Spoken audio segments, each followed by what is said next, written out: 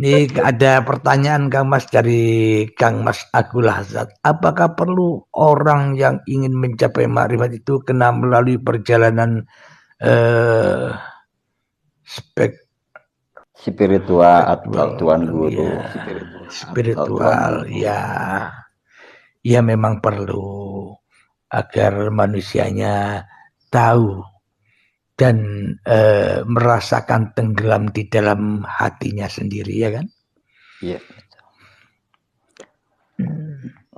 Tidak mungkin kalau manusia tidak pernah zuhud atau khulwat atau hening bertapa, tidak akan pernah bisa merasakan nikmatnya rasa itu sendiri. Silakan Kang Mas Sasmita, apa yang mau ditambah-tambahkan? Saya ingin dengar dan saya juga ingin berguru pada Kang Sasmita. Silakan. Saya belajar daripada ini. Sama-sama Ya, lah. mungkin Manusia itu sebagai gurunya manusia. kalau dari saya tuh guru yang mursyid itu emang sejatinya diri kita sendiri. Tapi kita harus ada guru.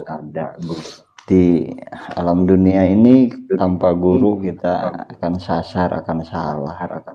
Mungkin yang lebih baik lagi ya kita harus mempunyai guru, walaupun diri sejatinya guru yang ngurus itu di dalam diri kita sendiri, tapi kita harus punya guru untuk menemukannya. Betul sekali. Maknanya meskipun kita paham, meskipun kita tahu bahwa guru sejati itu adalah diri kita sendiri, iya kalau kita memahaminya dengan betul. Tanpa kita belajar dengan guru yang membimbing kita, guru manusia, untuk menunjukkan itu semua agar tidak kesasar, itu kan tujuannya berguru kan? Iya. Agar kadang kebanyakan orang salah paham begini.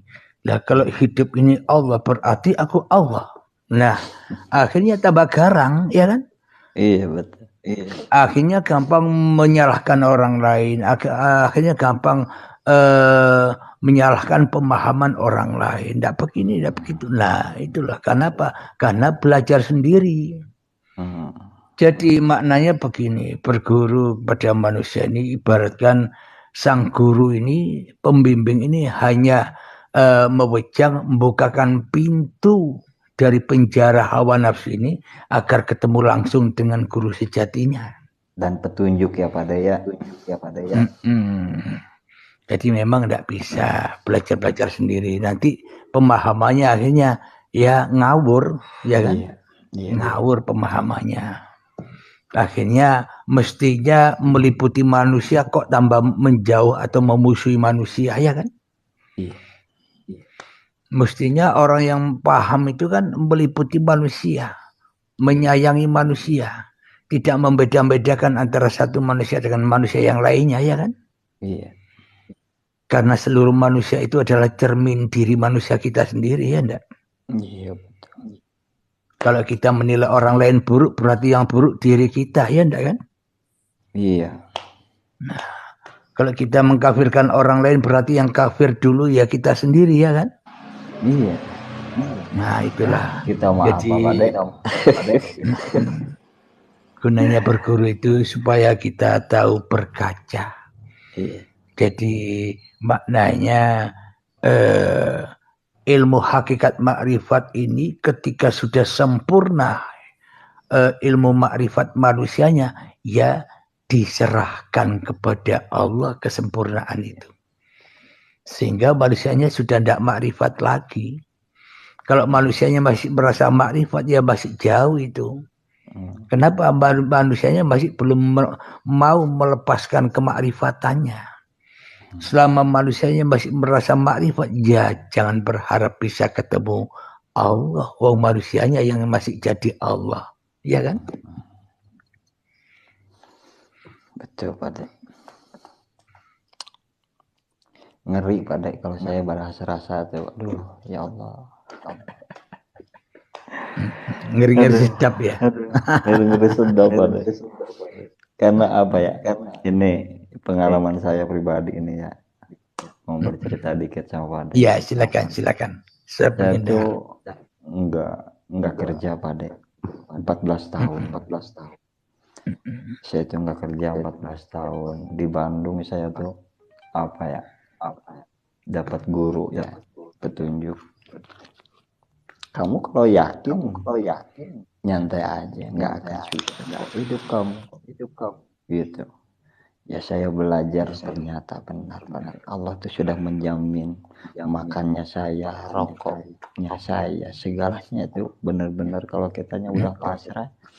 Ya Allah, Masya Allah. Makanya saya tuh kalau udah ngomongin rasa tuh ngeri Pak, nggak bisa ngomong. Iya, memang yang bisa merasakan itu yang ya bersangkutan sendiri. Tidak bisa diceritakan itu. Iya. Asalnya saya nggak yakin Pak. Benar, karena apa ya? Sifat manusia mungkin ya was-was atau tegang atau gimana. Karena saya udah punya keluarga, ini nggak kerja gimana gitu ya. Manusiawi ya pada ya. Tapi Aino yakin saya tuh benar-benar pada bisa terbukti 14 tahun saya enggak kerja. Alhamdulillah hidup nggak kekurangan pada, pasrah aja. Ada aja jalannya dari mana aja gitu. Allah menitipkan gitu. Ya itulah keyakinan saya, alhamdulillah benar-benar berkah barokah Pak. Ini benar-benar pengalaman pribadi saya 14 tahun saya tanpa kerja sampai sekarang. Begitu Pak.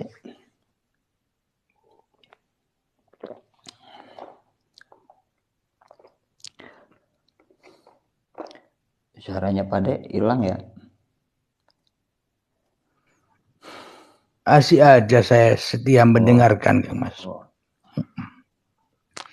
Ya memang bukan Anda saja, bukan saya saja.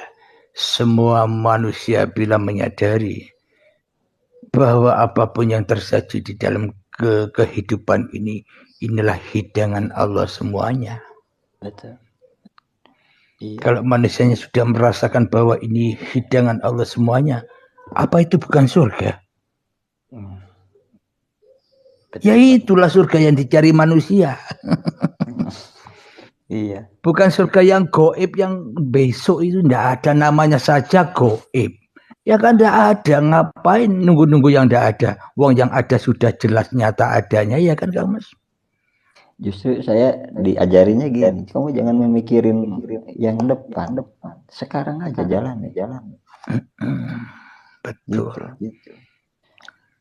Sekarang aja jalan, mikirin yang depan gitu. Kalau kamu benar-benar pasrah, Aino yakin apa kamu akan sesat, tidak katanya gitu, dan terbukti benar. Jadi memang kepahaman kita semua umat manusia, termasuk saya selama ini, seolah-olah orang masuk neraka, seolah-olah orang masuk surga itu rombongan berjamaah. Iya enggak? Iya. Kalau saya ada yang debat tuh, kalau saya ada yang debat tuh ngehindar, ada yang debat ngehindar, ada yang komen ngehindar, ya terserah, monggo aja. Iya. Saya sampai dipanggil orang gila. Iya. Ya enggak apa-apa lah, gila. Senyum aja Allah ya. Ya memang kita dia orang gila ya tidak salah orang mengatakan begitu, karena kita memang gila Allah ya kan. Iya, itu. Daripada kita gila dunia, dibakar dengan dunia ya kan. Iya. Iya, saudara saya sampai bilang kamu gila katanya. Ya biarin aja. Kamu murtad katanya. Ya, biarin aja gitu. Memang menuju Allah itu ya wajib murtad. Kalau tidak murtad ya tidak bisa menuju Allah. Iya. Wajib murtad kepada siapa? Murtad kepada dirimu sendiri. Tinggalkan dirimu, baru bisa miber yang pangerannya kan? Iya. Ini mau berbagi sedikit buat yang nyimak juga yang di bawah. Jangan jauh-jauh kita mengaji, kita untuk mengenal diri dulu atau gimana. Kuasai nafsu aja dulu. Cukup segitu. Gak usah jauh-jauh dulu. Aduh, ngeri kalau jauh-jauh. Kita nafsu itu nggak bisa dihilangkan. Cuman kita bisa diredam atau gimana. Itu benar-benar yang sangat spesial kalau menurut saya, Pak De. Betul nggak, Pak De? Ya. Silakan kalau ada pertanyaan tolong dijawab dulu Kang Mas, saya ke belakang dulu ya. Oh iya, monggo Pak De, monggo.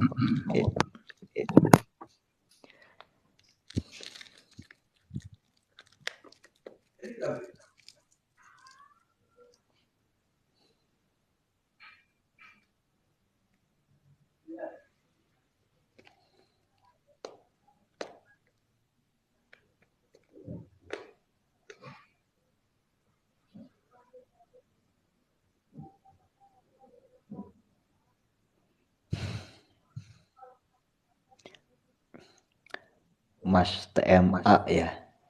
Mas TMA atau saya panggil apa ini?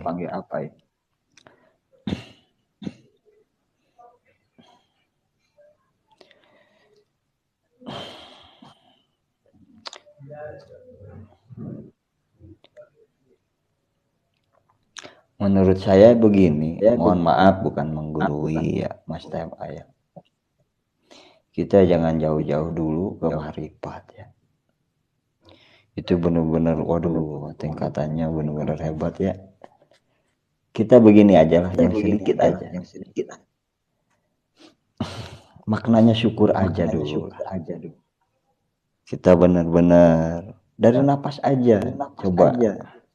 Kalau kita nggak bisa bernapas seharian mau gimana? Jangan seharian 5 menit aja mau gimana? Itu dari napas aja kita kalau misalnya tahu makna syukurnya, Masya Allah. Bisa berpikir, bisa melihat, bisa segala apapun itu dari nafas. Itu benar-benar pemberian Allah tuh yang sangat benar-benar berharga. Kita jangan bahas-bahas jauh-jauh dulu gitu ya. Yang ada malah mudeng otaknya, malah jadi apa ya? Mendingan yang kecil-kecil dulu dibawa aja dulu gitu lah. Itu juga kalau menurut saya, mohon maaf kalau saya salah. Tidak ada yang salah. Karena yang ada hanya Tuhan. Ya, Kang Mas. Iya betul, Pak. Iya itu katanya nanyain minta wadarannya Sunan Kalijaga tentang ilmu Jawa sama makrifat Islam. Ngeri Pak kalau misalnya jauh-jauh gitu. Kita makna syukur aja dulu. Bisa mensyukuri dari napas aja satu gimana lah enaknya, nikmatnya. Memang cerita-cerita dongeng-dongeng yang kita dengarkan selama ini seolah-olah itu lakunya raga. Seperti Sunan Kalijogo ya kan? Iya betul. Itu semua cerita-cerita yang ada di luar diri kita alias cerita-cerita dongeng wae. Kenapa? Karena kita tidak menyaksikan sendiri. Ya ada. Betul. Bila kita tidak dikatakan itu dongeng, maka saksikan, ketemu dulu dengan siapa yang dimaksud Sunan Kalijaga yang ada di dalam dirimu. Yang dimaksud Sunan Kalijaga yang ada di dalam masing-masing diri manusianya, ya jagalah hidup ini, jangan sampai engkau aku akui sebagai hidupmu, jagalah. Iya. Raga, jagalah agar raga ini tidak teraku-akui milikmu, agar tetap suci bersih hidup dan raga ini dohir batinnya Allah, jaga itu. Itulah Sunan Kalijaga. Kalau itu dan badan sudah terjaga, pasti rasa-rasanya pun juga terjaga, bukan rasa manusia lagi. Itulah sungai-sungai manusia yang harus dijaga. Rasa apapun, sedih, gembira, taat, maksiat, sudah terjaga, maksum. Kenapa? Karena Allah sendiri yang jaga ya kan? Bukan manusia aja yang jaga. Bukan manusianya yang bisa jaga, Allah yang jaga. Itu yang maksud Sunan Kalijaga. Kita wajib menjaga kali kita sendiri. Apa kali itu? Sungai. Ketika kita duduk itu sungai kita jaga. Jangan sampai dirampas oleh Dajjal duduk itu. Agar tetap jatuh kepada lillah duduk itu yang dimaksud menjaga sungai. Sunan Kalijogo, Jogo Lunggu, Jogo ngadeg, Jogo makan, Jogo minum, Jogo sholat dan sebagainya, itulah dimaksud Sunan Kalijogo. Jogo apa? Jogo haulahu linuriyahu min ayatina. Jogo ayat-ayate Allah. Ya kan Kang Mas? Iya, betul. Agar ndak ilusi, ndak halusinasi tentang dongeng-dongeng itu semuanya. Di dalam Al-Quran pun itu pun juga hanya dongeng. Bila kita hanya mendengarkan cerita-cerita orang zaman dulu. Iya. Akan tetapi Al-Quran, hadis tidak akan jadi dongeng lagi, akan tetapi menjadi hal yang nyata bila manusianya mau membaca Al-Quran kodimnya yang ada di dalam dirinya. Tidak dongeng lagi sudah. Iya. Adam dan Hawanya nyata. Para nabinya nyata. Para musyrikinya nyata. Fir'aunnya nyata, Abrahanya nyata, Musanya nyata, ya kan? Iya. Karena semua itu ya cerita diri kita sendiri.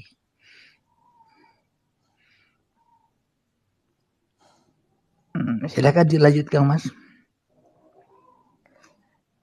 Iya, makanya ngeri kalau misalnya dengar dongeng, apalagi kita nih saya turunan ini, saya turunan onono gitu. Aduh, masya Allah. Yang diakui apa dia mengenal kita, wallahu alam ya Pak. Contoh begini Kang Mas, contoh secara logikanya begini. Seumpama hati kita, di dalam hati kita masih manusianya yang ada. Masih manusianya yang hidup. Masih manusianya yang berkuasa atas diri manusianya. Contoh, kita, saya, Anda duduk bersama Kanjeng Nabi Muhammad dan hidup sejaman dengan Kanjeng Nabi Muhammad. Apakah kita bisa ditolong oleh Kanjeng Nabi Muhammad? Enggak. Bila di dalam hati kita tidak mau hanya Allah yang ada. Kita yang kita mau hanya aku yang ada. Allah gaib. Yeah. Apa kira-kira ada manfaatnya Nabi Muhammad buat kita? Bila imannya beda meskipun kita jumpa secara langsung.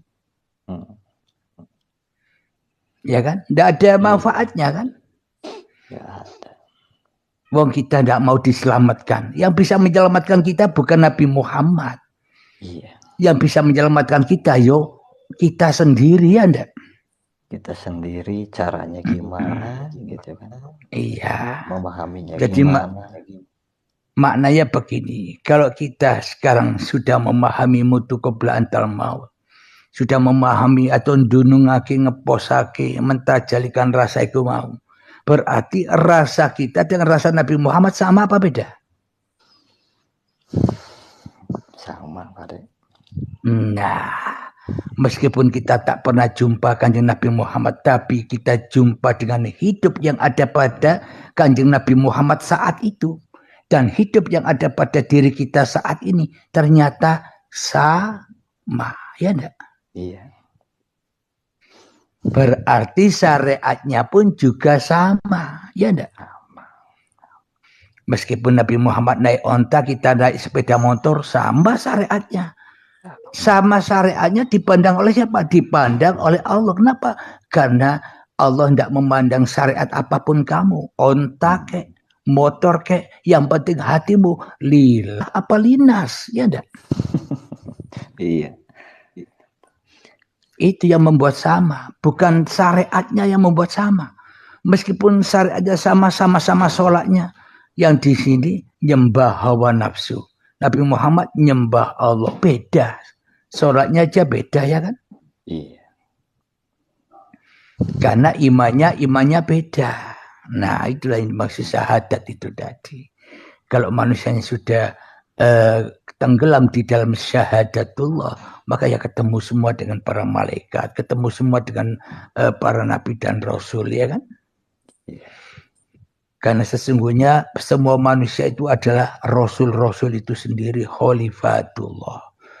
Karena manusianya selama ini tidak mau menjadi rasulnya Allah, takut murtad, maka manusianya senang jadi rasulnya iblis dan setan. Karena menjadi Rasulullah katanya takut murtad, katanya iblisnya tidak ada rasul selain Nabi Muhammad terakhir, ya kan? Ini di zaman sekarang nih gini, Pak De. Agama siap berani dibela, Kanjeng Nabi berani dibela, Allah pun berani dibela, siap mati gitu. Kalau saya tuh senyum, Pak De. Kenapa ya? Kok sampai konyol gitu kata saya. Agama udah jelas, tihang, petunjuk dan benteng buat kita. Kanjeng Rasul, Kanjeng Nabi itu benar-benar yang harus kita contoh. Dia manusia yang diciptakan sama Allah yang benar-benar yang sangat sempurna ya. Kok kita mau bela-bela dia itu sudah tidak butuh pembelaan dari kita. Kita ini apa? Kebul aja masih kelihatan. Kalau kita manusia benar-benar kotor pada ya, suka banyak dosa. Apalagi ini yang lebih ngeri lagi, saya membela Allah ya Karim ya Jabar, ngeri pada bukan agama, bukan Kanjeng Rasul, bukan Allah yang harus dibela, tapi diri kita sendiri yang butuh pembelaan. Betul nggak Pak De? Ini banyak orang yang kayak gitu, saya tuh ngeri Pak De. Membela agama Allah. Padahal tidak tahu, tidak pernah mengenal yang dibela, ya kan? Allah tidak perlu dibela. Ya iya, dia itu udah segalanya, udah maha, kok masih butuh pembelaan dari manusia kayak kita yang kotor gini. Ya Allah ya Karim. Ya. Saya tuh seneng aja dengernya, senyum aja Pak De. Ngeri. Ya. Itulah. Jadi makna syukur adalah ketika kita tak bisa bersyukur lagi, yaitulah asyakur. Iya. Ya, karena Allah sendiri semuanya. Jadi memang manusia tidak bisa bersyukur, tidak bisa sabar, tidak bisa taat, tidak bisa maksiat. Karena manusianya hanyalah bajunya Tuhan itu sendiri. Iya. Memang belajar ilmu ma'rifat ya penuh dengan proses lika-likunya yang sangat menjemuhkan, yang sangat memeningkan. Ya memang harus dicari. Memang harus kita rasakan itu semua agar bisa merasakan nikmatnya ketika sudah sampai kepada puncaknya, ya kan? Cuman ya menurut saya kalau mau siap edan, siap gila ya monggo. Kalau ragu jangan ragu. Iya. Jadi memang kajian Hakikat Makrifat itu kata orang-orang dulu sudah siap miskin, ya kan? Iya. Sudah siap miskin kan digambarkan orang-orang tempo dulu untuk belajar mencari Allah, bertemu Allah, ditinggalkanlah kerajaannya, kendaraan kerajaan ditinggalkan, anak istrinya tinggalkan, keluar dari kerajaannya sendirian ke laut, ke hutan, ke gua-gua untuk bertapa, mengheningkan cipta, mencari Tuhannya, ya kan? Iya. Tapi bagi saya jalan menuju Tuhan itu tidak siap miskin, tapi sudah siapkah Anda kaya raya? Kebalikannya, ya kan? Iyalah Pak De. Karena sudah menemukan itu, apa sih yang susah?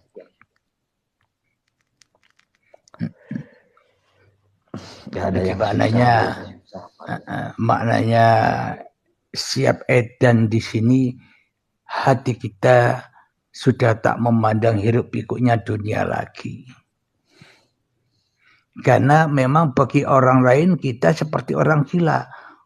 Waktunya orang sibuk mencari dunia, mencari keindahan, mencari kekayaan dunia, kok kamu enjoy saja. Ya ini dianggap orang gila oleh orang kebanyakan, ya kan?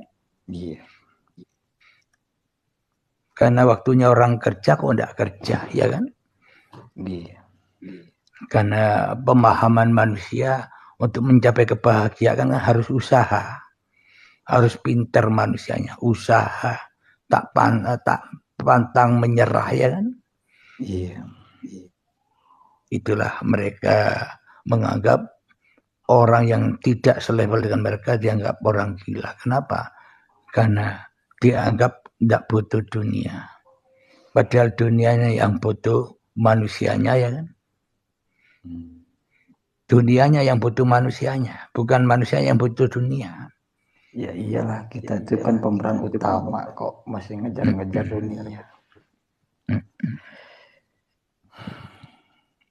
Alhamdulillahirabbil alamin. Silakan saudara-saudara yang dibawa. Kira-kira bila sudah tak ada pertanyaan lagi, berarti insya Allah dipahamilah tentang ngepos kiroso, dunung kiroso, mentajalikan rasa ini. Jadi intinya bila sudah tak ada manusianya lagi, ya semua rasa itu ya rasanya Tuhan itu sendiri. Rasanya urip. Alhamdulillah. Kang Mas Sasmita, saya akhiri doa dulu ya sebentar ya. Iya. Alhamdulillahirabbil alamin. Rabbana atina fid dunya hasanah wa fil akhirati hasanah wa qina adzabannar. Akhir kalam. Assalamualaikum warahmatullahi wabarakatuh. Waalaikumsalam warahmatullahi wabarakatuh. Terima kasih Pak. Sama-sama Kang Mas.